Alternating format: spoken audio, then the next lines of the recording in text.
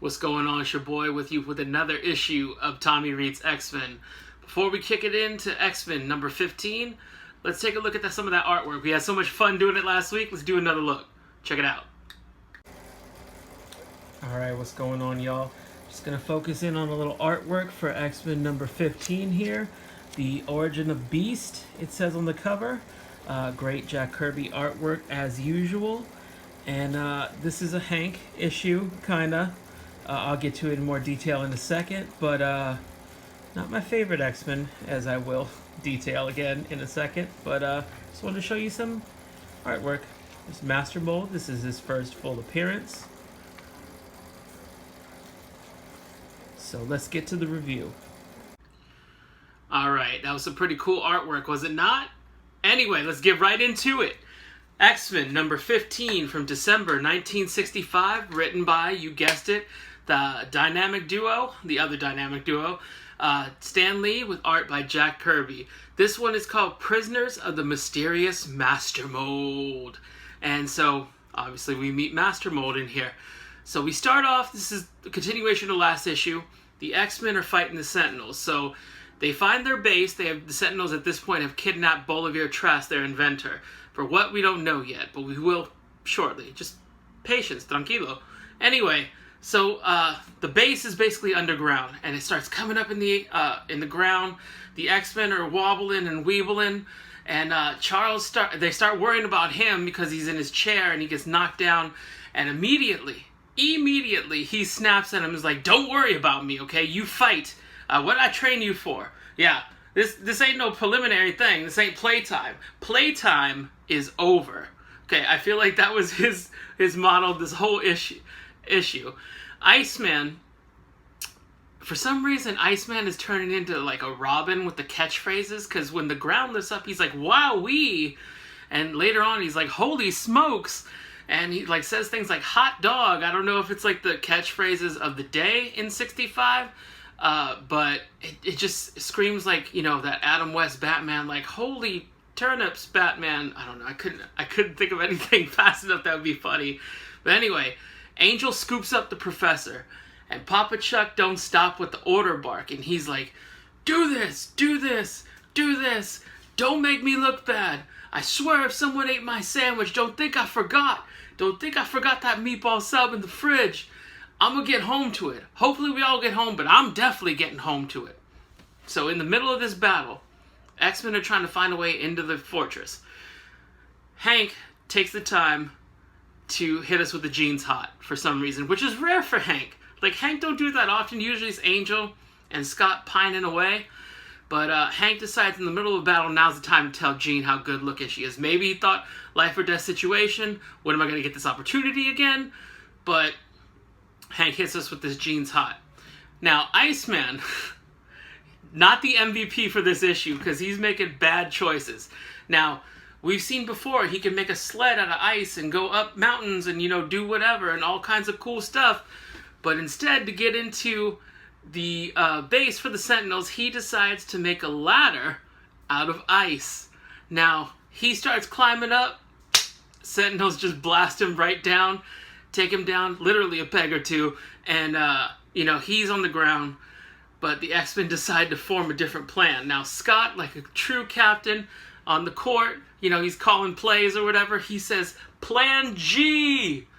Plan G!" Now Plan G, number one, had they run through all the other plans, like A through H?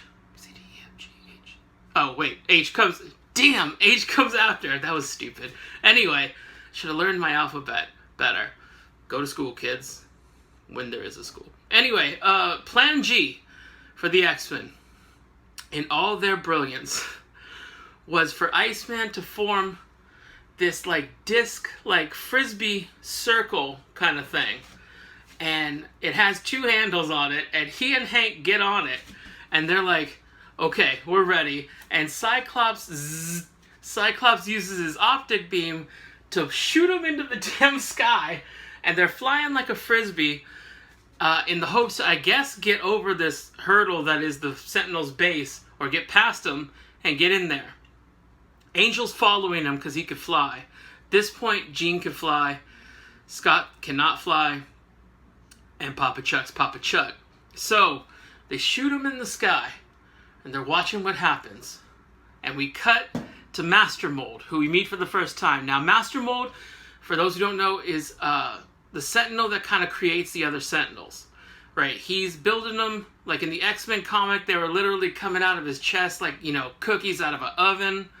And if you remember the X-Men cartoon, and he talks like that, and he didn't talk like that in the comic, unless he did in my head. Anyway, so he has Trask kidnapped because he needs Trask to show him how to make the Sentinels, even though he was making the Sentinels already, which is confusing, because why? Like, you have the knowledge, you have the technology, you just need this dude to press the on button? Any of the other Sentinels could do that.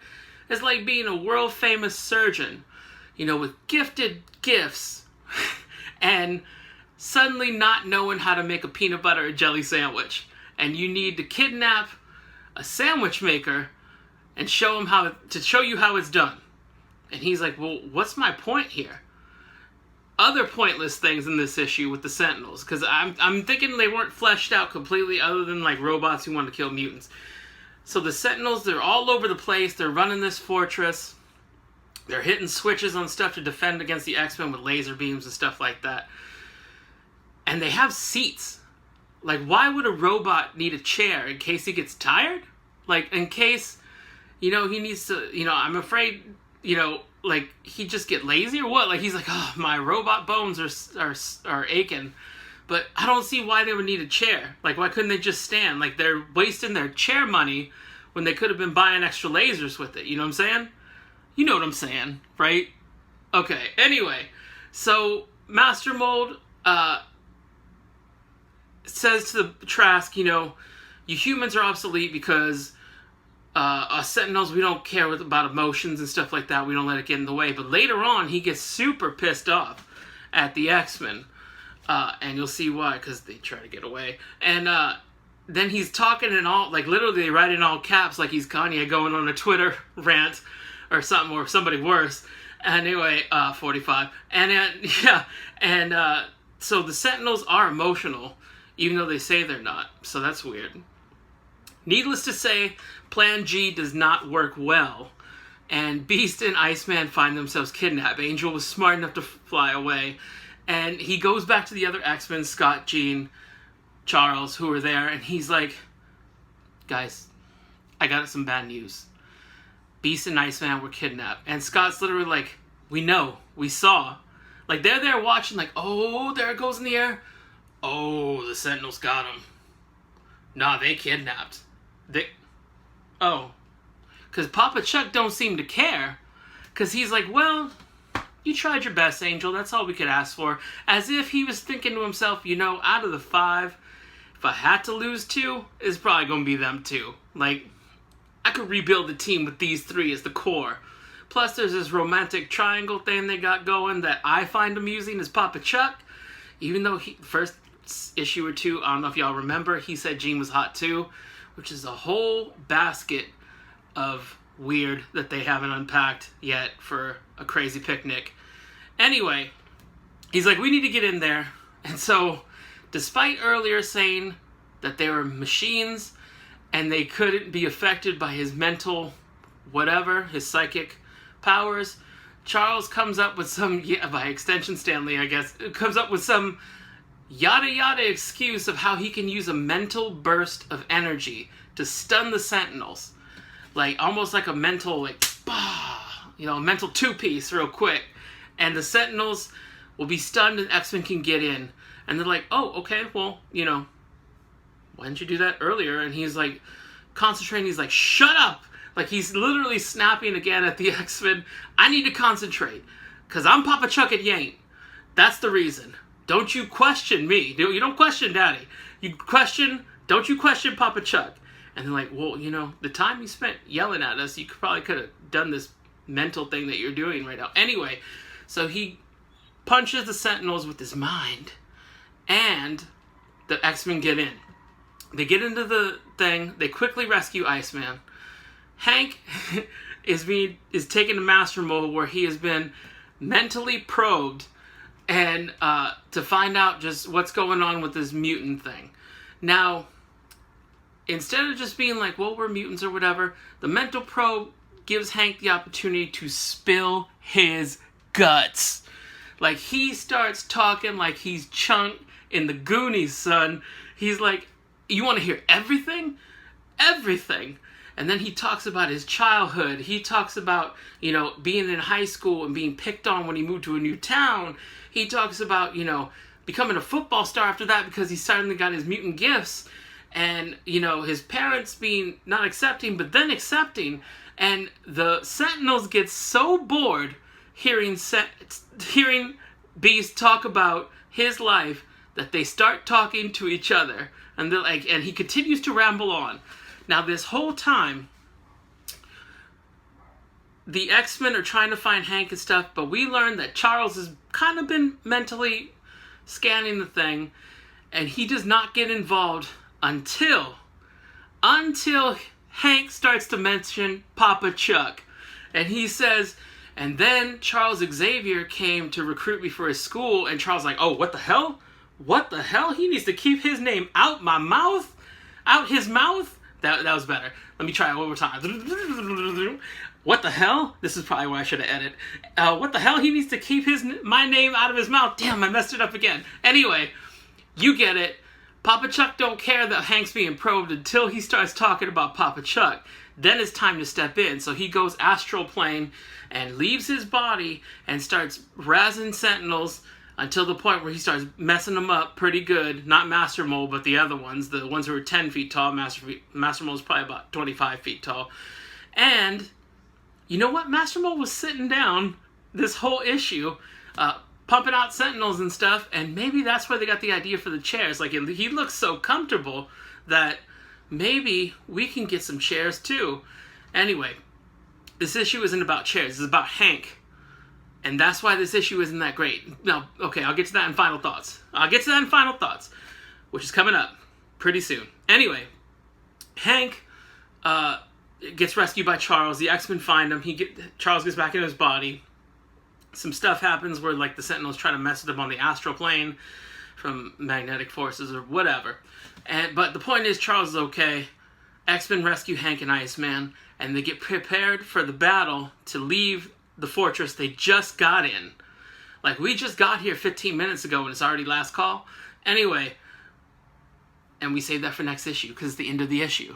And we get our first ever, so far, X-Men 3-parter. Yep. Next issue, we're going to wrap it up with the Sentinel battle. Trask spent the whole issue just kind of, you know, like, you created him, why are you so scared? Anyway, final thoughts. This issue was a 7.5 out of 10, and I'll tell you why. This was a Hank issue, and Hank McCoy is not my favorite character in the X-Men, by far. He comes off like a pompous jerk all the time. He's always talking down to people. Like, we took the same classes. You were in AP the same time I was in AP, so what makes you think you're better than me? Yeah, you know, that's what the other student should be saying, not me. I was never in AP. Anyway, but he's like talking down to people all the time. He's always reading books to prove that he's smart. Like, just be smart, dude. You don't need to, you know, flaunt it in front of everyone or whatever. So a Hank issue is kind of like a Meg Griffin episode of Family Guy where you're like, you know what? I don't feel like skipping this one. I'm just going to sit through it. So that's what I did. Hank's origin was as boring as the man. This Sentinel part was kind of the background to that. The Sentinel story is just okay, even though they're important to the X-Men lore, and I get why we have them. Their kind of story is just like, oh, they're robots. Now, the reason it got 7.5 out of 10 for me is because, you guessed it, Mr. Charles Xavier. Papa Chuck and his constant horrible treatment of the X-Men. Why does he have them if he seemingly hates them? I don't know. Like, he just seems awful to him all the time, and yet he inspires such loyalty, and he has such peak pettiness, Papa Chuck, that I'm not going to say he's starting to become one of my favorite characters, but his awfulness is just incredible to see and watch. And like, oh my God, like, he's always yelling at these kids, like, it's never good enough. You never gonna win my love, Scott. Because that's what Scott wants, is that father figure. We'll see later on down the road. Anyway, but Take a drink every time I said anyway in this video, for real. Anyway, finish that drink. And we will be back with the next issue of Tommy Loves X-Men. This one was just alright. It was, you know, decent action and stuff, but it was a Hank issue, so... But check us out for the finale, I think, of this Sentinel 3-parter. We'll get to that next week. Later.